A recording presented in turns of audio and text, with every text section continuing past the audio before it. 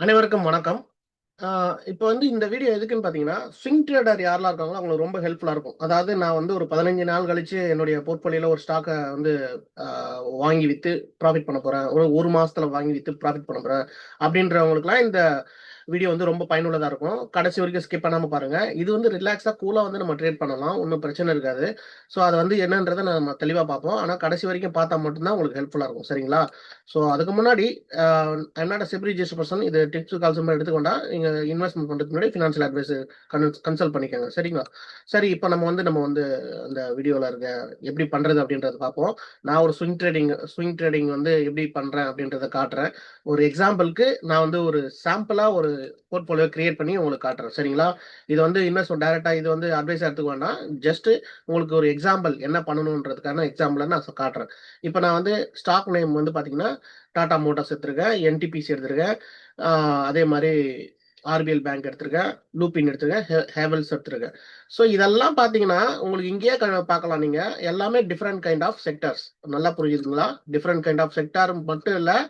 இது different kind of sector. Auto sector 1, power sector 1, bank sector 1, pharma 1, consumer 1. இந்த மாரி different kind of sector எடுத்து தான் swing ட்ரேடிங்ல நான் அப்ளை பண்றேன். அப்போ வந்து எனக்கு வந்து இது டாடா மோட்டார்ஸ் ஒரு 55 குவான்டிட்டி எல்லாத்துலயுமே நான் வந்து என்ன பண்ண போறேன், 20% 20% டோட்டலா 1,00,000 போர்ட்ஃபோலியோ கிரியேட் பண்ணியிருக்கேன். 20% 20% நான் வந்து கிரியேட் பண்ணியிருக்கேன். ஸோ அப்போ வந்து எனக்கு டோட்டலாவே வந்து எனக்கு வந்து ஆ இவ்வளோ குவான்டிட்டி வாங்குறேன். ரூ. 359 பிரைஸ் கரண்ட் பிரைஸ்க்கு என்னவோ அத வந்து போட்டிருக்கேன். ரூ. 365 கரண்ட் ட்ரேடிங் பிரைஸ். அப்படி பார்க்கும்போது 54 குவான்டிட்டி 365 ரூ. 20,000 வருது. 52 குவான்டிட்டி ரூ. 380 பிரைஸ்ல வாங்குனா 20,000 வருது. ஸோ எல்லாத்தையுமே ஈக்குவலா நான் பண்ணியிருக்கேன். பண்ணும்போது எனக்கு இந்த இத்தனை குவான்டிட்டி கிடைக்குது. சரிங்களா? இத்தனை குவான்டிட்டி வாங்கியிருக்கேன். ஸோ இப்போ என்னுடைய போர்ட்ஃபோலியோ ரெடி ஆயிடுச்சு. இதுல கூட நீங்க ஒரு விஷயம் கவனிக்கணும். நான் பாருங்க ஸ்ப்ளிட் பண்ணி டைவர்சிஃபை பண்ணி அ எப்படி செக்டார போட்டனோ, அதே மாரி நிஃப்டி 50ல வந்து எனக்கு வந்து 15% தான் இன்வால்வ்மென்ட் இருக்க மாரி தான் போட்டிருக்கேன். சரிங்களா? அதுக்கு தான் நான் இங்க மென்ஷன் பண்ணியிருக்கேன். 15 இப்போ மார்க்கெட் கீழ விழுந்தாலும் நிஃப்டி 50 வந்து 15% தான் விழும். அந்த மாரியான ஸ்டாக்ஸ் தான் நம்ம எடுத்திருக்கோம். அதே மாரி ஸ்மால் கேப்ல 30% அதிகபட்சமான ரிஸ்க். மீடியம் கேப்ல வந்து மிட் கேப்ல வந்து பார்த்தீங்கன்னா, 20% ரிஸ்க் அப்படின்ற மாரி தான் நம்ம எடுத்திருக்கோம். சரிங்களா? ஸோ இதெல்லாம் நம்ம வந்து ஒரு போர்ட்ஃபோலியோ கிரியேட் பண்றதுக்கு முன்னாடி தெரிஞ்சுக்க வேண்டிய விஷயம். நான் வந்து 1,00,000 தான் நான் சாம்பிள் எடுத்திருக்கேன். சரிங்களா? இத மெயினா கவனிக்கணும். ஆ அதுக்கப்புறமா பார்த்தீங்கன்னா, இதுல வந்து இப்ப நம்ம இந்த 1,00,000 எடுக்கிறது பெரிய விஷயம் கிடையாது. 1,00,000 எப்படி நம்ம வந்து ஒரு 20% இல்ல 30% எப்படி மாத்தணும்? ஆ ப்ராஃபிட்டா மாத்தணும் அப்படின்றது தான் பெரிய விஷயம். அதுக்கு நம்ம என்ன பண்ணணும்னா, நம்ம நம்ம ஸ்டாக் கீழ போனா கூட பயப்படாம இருக்கணும்னா, ஒரே ஒரு விஷயம் தான். அதுக்கு வந்து சிம்பிளா சொல்லணும்னா, இந்த ரிஸ்க்க வந்து நீங்க எவ்வளோ எடுக்குறீங்க அப்படின்றது தான். அப்படி பார்க்கும்போது ஒரு இன்சூரன்ஸ் எப்படி நம்மளுக்கு ஒரு இன்சூரன்ஸ் எடுக்கிறோமோ, அந்த மாரி தான் மெடிக்கல் இன்சூரன்ஸா இருக்கட்டும், லைஃப் இன்சூரன்ஸ் எப்படி எடுக்கிறோமோ, வருஷத்துக்கு ஒரு வாட்டி ரினியூவல் பண்ற மாரி அந்த மாரி தான் இப்ப நம்ம எடுக்கணும். அதுதான் சிம்பிளான ஒரு ஸ்ட்ராட்டஜி. அந்த ரிஸ்க் வந்து பார்த்தீங்கன்னா, இப்போ நான் 2லிருந்து 3% எடுக்க போறேன்னா, இல்ல 3லிருந்து 4% எடுக்க போறேன்னா, 5% எடுக்க போறேன்னா, இது பேஸ்ட் ஆன் இந்த 1,00,000க்கான கேப்பிட்டல். இந்த 1,00,000 கேப்பிட்டலுக்கு 2%னா ரூ. 2,000, 3%னா ரூ. 3,000, 5%னா ரூ. 5,000. நீங்க இது வந்து எப்படி எடுக்கணும்னா, உங்களுடைய போர்ட்ஃபோலியோடைய ஸ்டாக்ஸ பேஸ் பண்ணி கேப்பிட்டல பேஸ் பண்ணி தான் எடுக்கணும். இப்ப நான் 1,00,000 தான் சாம்பிள் எடுத்திருக்கேன். நீங்க 5,00,000 வச்சிருந்தீங்கன்னா, அதுக்கேத்த மாரி நீங்க வந்து 3% எடுக்கலாமா? இல்ல 5% எடுக்கலாமான்றத நீங்க தான் முடிவு பண்ணணும். சரிங்களா? நான் சாம்பிளுக்கு இப்போ காட்டுறேன் உங்களுக்கு.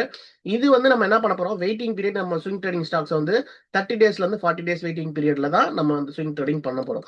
சரிங்களா? அதுக்குள்ள அந்த ப்ராஃபிட் எடுத்தாகணும். ஃபார் எக்ஸாம்பிள் நான் வந்து சொல்றேன் உங்களுக்கு. ஹெட்ஜிங் வந்து சாம்பிள் எக்ஸாம்பிள் பார்த்தீங்கன்னா, இப்ப நம்ம ஒரு மொபைல் ஃபோன் 25,000 குடுத்து வாங்குறோம். அதுக்கு ஒரு பிரீமியமா அ அதுக்கு ஒரு புரொடெக்ஷன் கவர் வந்து வாங்கி போடுறோம்னு வச்சுக்கோங்களேன். ஒரு கேஸ் வந்து அவுட்டர் கேஸ் வாங்கி போடுறோம். அது கீழ விழுந்தா ஸ்க்ராட்ச் ஆகாம இருக்கிறதுக்கு, இல்ல வந்து கீழ விழுந்தா அந்த கிளாஸ் உடையாம இருக்கிறதுக்குலாம் நம்ம என்ன பண்றோம், ஒரு கேஸ் வாங்கி போடுறோம். அதுக்கு ஒரு ரூ. 250 செலவு பண்றோம்ல. அந்த மாரி தான் நம்ம ரூ. 1,00,000 போர்ட்ஃபோலியோ கிரியேட் பண்ணியிருக்கோம். அதே மாரி தான் பைக்கு. ஒரு ரூ. 1,00,000 பைக் வாங்குறோம்னா, ஒரு ரூ. 600 குடுத்து கவர் வாங்கி போட மாட்டோமா? அதே மாரி தான் காருக்கும். ஒரு 8,00,000 கார் வாங்குறோம்னா, ரூ. 3,000 கவர் வாங்கி போட மாட்டோமா? இதெல்லாம் எதுக்குன்னா, ஒரு அடிஷனலா புரொடெக்ஷன். மழையோ, வெயிலோ, இல்ல டஸ்ட்டோ நம்ம வண்டிய வந்து டேமேஜ் பண்ணிடக்கூடாது. நம்ம கஷ்டப்பட்டு சம்பாரிச்சிருக்கோம். சம்பாரிச்சு வாங்கியிருக்கோம் ப்ராப்பர்ட்டிய. அத வந்து பாதுகாக்கணும். கொஞ்ச நாளைக்கு நமக்கு வரணும். லாங் டெர்ம்க்கு நம்ம நல்ல ஒரு ஹெல்த்தியா இருக்கணும் அப்டின்றதுக்காக தான் நம்ம இதெல்லாம் பண்றோம். சரிங்களா? கரெக்ட் தானே? ஸோ அப்படி பண்ணும்போது, இந்த இந்த மாரி சின்ன சின்ன விஷயத்துக்கு வந்து நம்ம செலவு பண்ணி தான் ஆகணும். ரூ. 8,00,000 கார் வாங்குறோம்னா ரூ. 3,000 செலவு பண்ணி தான் ஆகணும். ரூ. 25 மொபைல் வாங்குறோம்னா 25,000க்கு ரூ. 250க்கு நம்ம அந்த கேஸ் கவர் வாங்கி போட்டு தான் ஆகணும். அதே மாதிரி பைக் கவருக்கு அதே மாதிரி தான் வாங்கி போட்டாகணும். ஸோ அப்பதான் நம்ம வந்து கொஞ்ச நாளுக்கு வந்து எந்த ஒரு பிரச்சனை இல்லாம ஒரு கலர் ஃபேட் ஆகாம இருக்கும். ஸோ நிறைய விஷயங்கள் இருக்கு. டஸ்ட் படியாம இருக்கும்.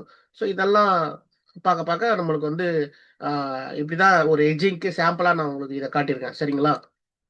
சரி. இப்ப நம்ம என்ன பண்ண போறோம் எட்ஜிங்க்கு அப்படின்றத தான் பார்க்க போறேன். Simple concept. எதுவுமே பண்ண வேண்டாம். இப்போ நீங்க எட்ஜிங் பண்றீங்கன்னா, ஃபர்ஸ்ட் நீங்க வந்து என்ன பண்ணலாம்? நிஃப்டியோ, பேங்க் நிஃப்டியோ மட்டும் தான் எட்ஜிங் பண்றதுக்கு யூஸ்ஃபுல்லா இருக்கும். ஏன் சொல்றேன்னா, அதுதான் வந்து வால்யூம் வந்து நல்லா ட்ரேட் ஆகும். மேக்ஸிமம் வந்து நிஃப்டி எடுத்தீங்கன்னா, நல்லா வால்யூம்ல ட்ரேட் ஆகக்கூடிய இண்டெக்ஸ். ஸோ வீக்லி எக்ஸ்பைரி இருக்கு. நம்மளுக்கு வீக்லியான எக்ஸ்பைரி இருக்கு. அதுல கீழ விழுந்தாலும் நம்மளுக்கு புட் ஆப்ஷன் ஏறப்போகுது.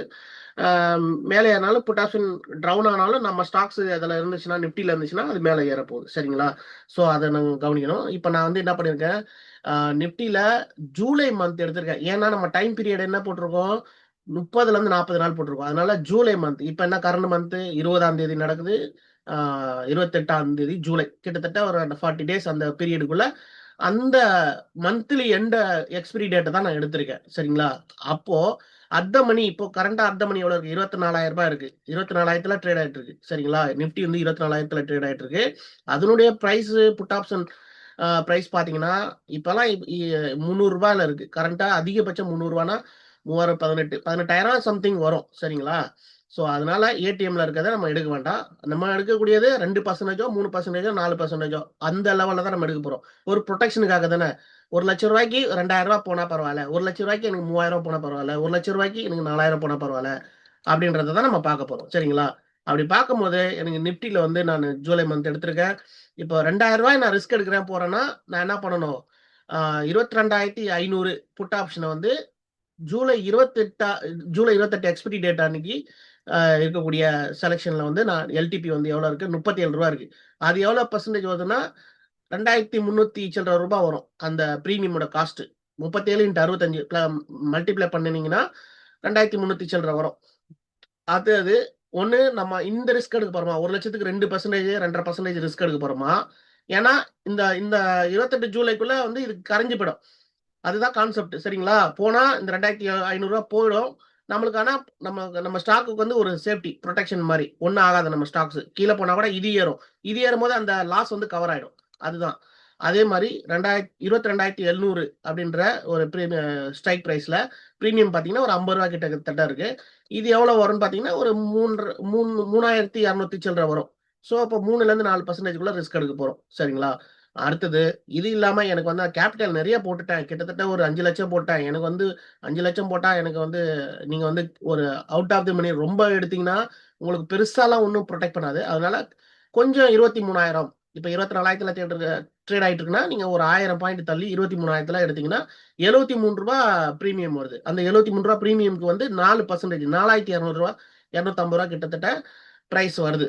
அப்போ அந்த பிரீமியமா நீங்க செலக்ட் பண்ணலாம். நீங்க வந்து எப்படி பிரீமியம் செலக்ட் பண்ண போறீங்கன்றது உங்களுடைய ரிஸ்க், உங்களுடைய குவாண்டிட்டி, உங்களுடைய போர்ட்ஃபோலியோ அமௌண்ட்ட பொறுத்து தான் இருக்கு. நான் ஜஸ்ட் ஒரு எக்ஸாம்பிள்க்கு எந்த ஸ்ட்ரைக் பிரைஸ் எடுத்தா இவ்வளோ பெர்சன்டேஜ்ல இருக்கு அப்படின்றத காட்டுறேன். நீங்க 2% எடுக்கிறதா இருந்தாலும் சரி, இல்ல 5% எடுக்கிறதா இருந்தாலும் சரி, அது உங்களுடைய விருப்பம். ஆனா பிரீமியம் வந்து 40 நாளுக்கான பிரீமியம் நம்ம நம்ம டைம் குடுத்துருக்கோம் இல்லையா? அப்போ வந்து ஜூலை மந்த் பிரீமியம் தான் நம்ம ட்ரை பண்ணணும். சரிங்களா? அப்பதான் உங்களுக்கு லாங் டெர்ம்ல வந்து அந்த ஸ்விங் ட்ரேடிங் ஸ்டாக்ஸ் ஏறுற வரைக்கும் நம்ம பொறுமையா இத வச்சிருந்தா தான் நம்மளுக்கு புரொடெக்ஷன் இருக்கும். அதுவரைக்கும் எவ்வளோக்கு எவ்வளோ பிரீமியம் டேட் தள்ளி இருக்கோ, அவ்வளோக்கு நம்ம புரொடெக்ஷன் நம்ம நம்ம போர்ட்ஃபோலியோக்கு புரொடெக்ஷன். சரிங்களா? அதான் நீங்க யோசனை பண்ணிக்கணும். நீங்க பார்த்தா பக்கத்துல இருக்க பிரீமியம் போயிட்டு அடுத்த வாரம் இருக்கக்கூடிய புட் ஆப்ஷன போய் வாங்கக்கூடாது.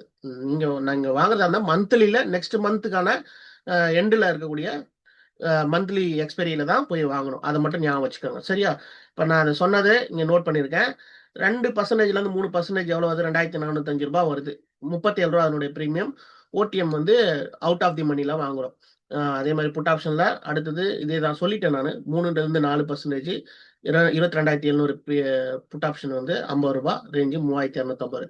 இந்த பிரீமியம்லாம் நீங்க எது செலக்ட் பண்றீங்க? எப்படி செலக்ட் பண்ண போறீங்கன்னா, உங்களுடைய போர்ட்ஃபோலியோல இருக்கக்கூடிய அமௌண்ட்ட பொறுத்து. நான் ரூ. 1,00,000 எடுக்கிறேன்.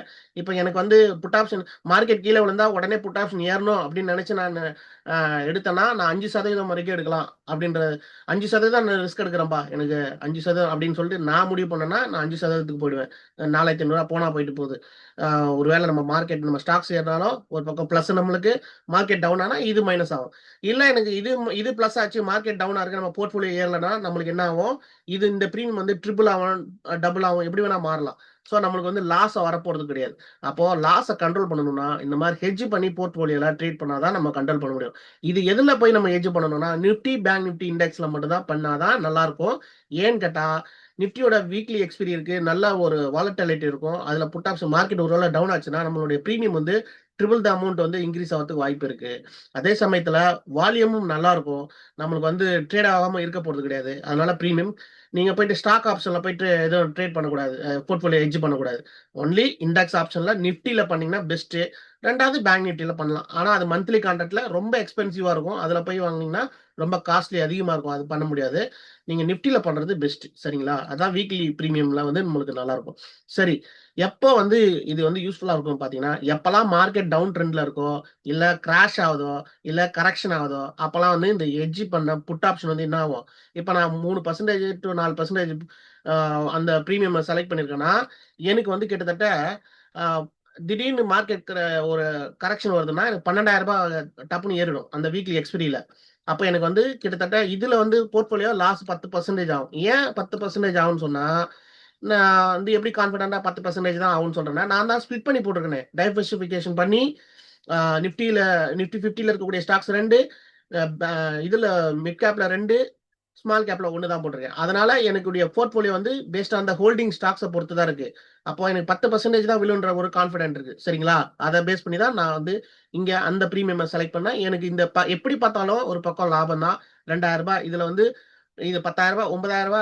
10,000 நஷ்டமாச்சுன்னா, இங்க ரூ. 2,000 லாபத்துல தான் இருக்கும். இல்லையா ஈக்குவலா இருக்கும். ரூ. 10,000 பிளஸ்ல தான் இருக்கும். சரிங்களா? எப்படி பார்த்தாலும். ஆக மொத்தத்துல என் போர்ட்ஃபோலியோ வந்து நல்ல ஒரு ப்ராஃபிட்ல தான் இருக்க போகுது. இல்லையா?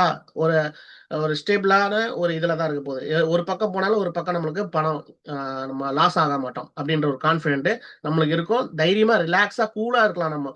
ஓகே, நம்ம போர்ட்ஃபோலியோ கீழ விழுந்தாலும் பிரச்சனை கிடையாது. நம்ம தான் ஹெட்ஜ் பண்ணியிருக்கோமே அப்படின்னு சொல்லி. சரிங்களா? ஆனா ஒரு விஷயம், அந்த ஹெட்ஜ் பண்ணது வந்து ஒரு வேளை இன்கிரீஸ் ஆச்சுனாலோ, நம்ம அமௌண்ட் வந்து ரூ. 3,250 போடுறோம். ரூ. 12,000 போயிடுச்சுன்னா, அந்த 12,000 புக் பண்ணிட்டு நம்ம திருப்பி ரூ. 3,200 வேற ஒரு கான்ட்ராக்ட்ல வந்து நம்ம வந்து அதுக்கு அடுத்த மாச கான்ட்ராக்ட்ல வந்து வாங்கணும். அப்பதான். இல்லன்னா இந்த 12,000 திரும்பி என்ன ஆகும்? வீக்லி எக்ஸ்பைரி இருக்கனால 12,000ன்றது ஒரு வேளை மார்க்கெட் திடீர்னு பாசிட்டிவா ரிட்டர்ன் அடிச்சுட்டான்னு வச்சுக்கோங்களேன். இந்த 12,000 என்ன ஆகும்? திரும்பி நம்மளுக்கு ரூ. 3,000 வந்துரும். இல்ல ரூ. 4,000 வந்துரும். அப்ப வந்த ப்ராஃபிட்ட இதுல விடக்கூடாது. இது எடுத்துக்கலாம். திரும்பி மார்க்கெட் ஏறும்போது ஒருவேளை ஸ்டாக்ஸ் ஸ்லோவா நம்ம ஸ்டாக்ஸ் ஏறலன்னா, நீங்க இத நம்பி ப்ராஃபிட்ட புக் பண்ணிட்டு அடுத்த கான்ட்ராக்ட்ல வாங்குறது நல்லது. ஏன்னா வந்த ப்ராஃபிட்ட விட வேண்டாம். அதுக்காக சொல்ல வரேன். அதே மாரி இது லாஸ் ஆச்சுனாலும் உங்களுக்கு கடைசியில எண்டுல வந்து ஒருவேளை இந்த ரூ. 3,250 கரைஞ்சு போனாலும் கவலைப்படக்கூடாது. இதுல வந்து உங்களுக்கு ஏறக்கூடிய வாய்ப்புகள் இருக்கு. அந்த நேரத்துல நம்ம பாசிட்டிவா போச்சுன்னா, நம்ம ஸ்டாக்ஸ் பாசிட்டிவ் போம்போது இந்த ரூ. 3,250 கரைய தான் செய்யும். அதுக்கு பதிலா நம்மளுக்கு போர்ட்ஃபோலியோல பிளஸ்ல காட்டிடும்.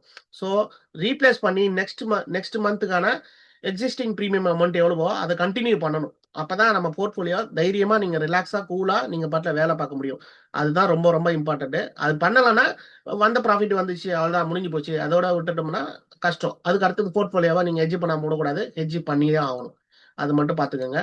ஸோ இததான் நண்பர்களே நான் உங்களுக்கு தெரியப்படுத்தணும்னு நெனைச்சேன். கண்டிப்பா இந்த வீடியோ உங்களுக்கு பயனுள்ளதா இருக்கும்னு நெனைக்கிறேன். பயனுள்ளதா இருந்துச்சுன்னா மறக்காம சப்ஸ்கிரைப் பண்ணிட்டு நோட்டிஃபிகேஷன் பெல்ல கிளிக் பண்ணி வைங்க. அப்பதான் உங்களுக்கு எல்லாரும் காட்டும். யூடியூப் அல்காரிதம் மத்தவங்களுக்கு காட்டும். உங்க ஃப்ரெண்ட்ஸ், ரிலேட்டிவ்ஸ்க்கு ஷேர் பண்ணி விடுங்க. இது ரொம்ப ஹெல்ப்ஃபுல்லா இருந்ததுன்னா எனக்கு சப்போர்ட் பண்ணுங்க. நன்றி, வணக்கம். Thank you.